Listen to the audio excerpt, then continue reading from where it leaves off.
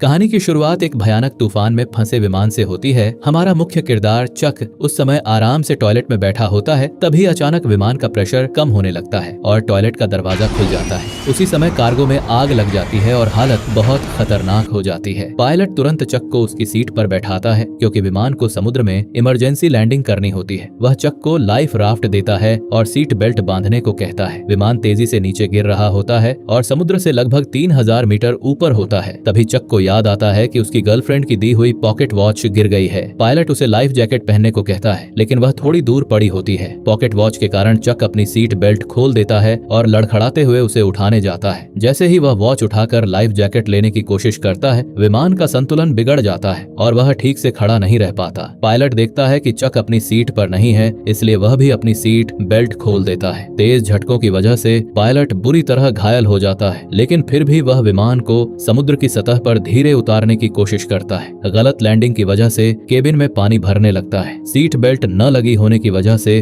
चक की जान बच जाती है। तभी अचानक विमान का ऊपरी हिस्सा टूट जाता है और समुद्र का पानी तेजी से अंदर भरने लगता है। किस्मत से चक के हाथ में फूलने वाला राफ्ट होता है, लेकिन जैसे ही वह उसे खोलता है, राफ्ट का एक हिस्सा विमान में फंस जाता है। डूबते हुए जहाज ने चक को लाइफ राफ्ट के साथ नीचे खींच लिया, लेकिन अचानक राफ्ट से जुड़ा हिस्सा टूट गया और चक की जान बच गई। चक ने अपनी पूरी ताकत लगाकर राफ्ट पर चढ़ने की कोशिश की और किनारे को मजबूती से पकड़ लिया, लेकिन वह धीरे धीरे बहते हुए इंजन की तरफ खिसकने लगा। तभी इंजन में आग लग गई और लहर ने उसे फिर से समुद्र में फेंक दिया। जहाज जोरदार धमाके के साथ समुद्र में डूब गया, लेकिन खतरा अभी खत्म नहीं हुआ था। चक ने तूफान और ऊंची ऊंची लहरों का सामना करते हुए राफ्ट की रस्सी को पकड़ रखा। कुछ देर बाद राफ्ट का हवा फट गया और उसे किनारे की मौजूदगी का पता चला। आखिरी कोशिश में चक ने राफ्ट को खींचते हुए किनारे तक पहुंचाया। अगली सुबह सूरज की पहली किरणों में उसे एहसास हुआ कि वह जिंदा बच गया है और वह एक छोटे से टापू पर पहुंच चुका है। मौत से बचने के बाद भी चक को कोई आराम नहीं मिला। उसे नहीं पता था कि इस अनजान टापू पर उसे कौन कौन से खतरे का सामना करना पड़ेगा।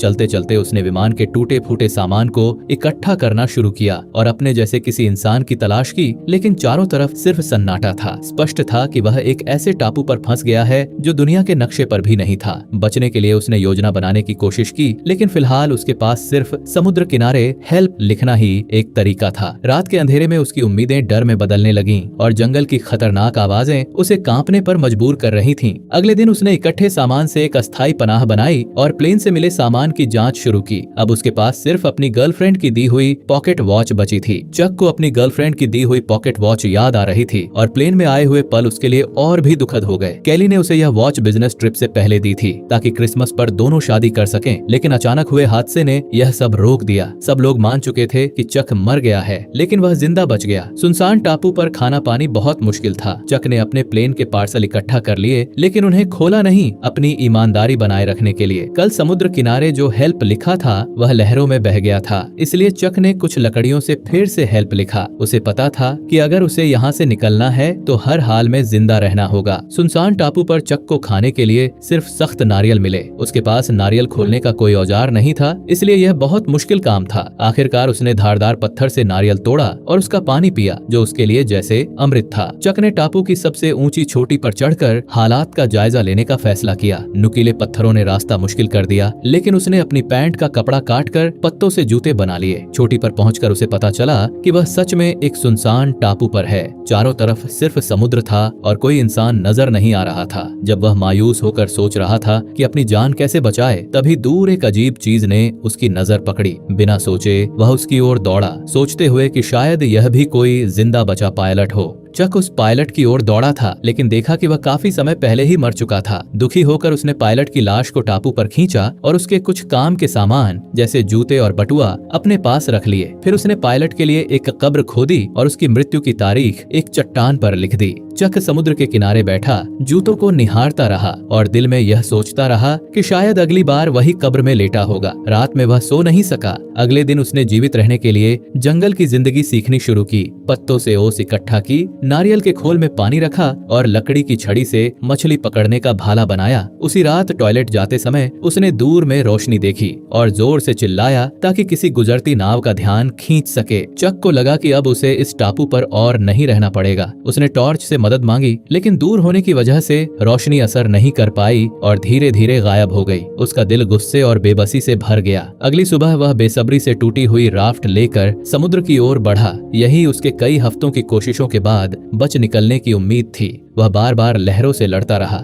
कई बार पीछे धकेला गया, लेकिन हार नहीं मानी। आखिरकार समुद्र ने उसे अंदर खींच लिया और नुकीले पत्थरों से टकराने पर बहुत दर्द हुआ। फिर भी अपनी ताकत कम होने के बावजूद उसने टूटी हुई राफ्ट को खींचते हुए किनारे वापस पहुंचाया। शाम के समय अचानक तेज हवा और भारी बारिश शुरू हो गई, जिससे पहले से घायल चक की मुश्किलें बढ़ गईं। उसने राफ्ट की मदद से अपना सामान ढक लिया और फिर खून बहती टांग के साथ किसी सुरक्षित जगह की तलाश में निकल पड़ा। उसे एक छोटी गुफा मिल गई और थकावट में उसने गंदा बारिश का पानी पीकर खुद को संभाला। अगले दिन वह फिर से उठा और अपनी टांग के घावों में कीड़ों के निशान देखकर डर गया। जिंदा रहने के लिए उसने अपने पैकेज खोलने का फैसला किया। पैकेज में उसे 1 दर्जन वीडियो टेप, वॉलीबॉल, एक लंबी ड्रेस और सबसे स्टाइलिश जोड़ी स्केट्स मिली, जैसे उसे कोई छोटा सा तोहफा मिला हो। चक ने आखिरी पैकेज नहीं खोला, शायद उम्मीद बचाने या खुद को निराश न करने के लिए। उसने पैकिंग में इस्तेमाल हुआ फोन घाव पर रखा, जूतों की फीते से पट्टी बनाई और ड्रेस की काली जाली से मछली पकड़ने का आसान जाल बनाया।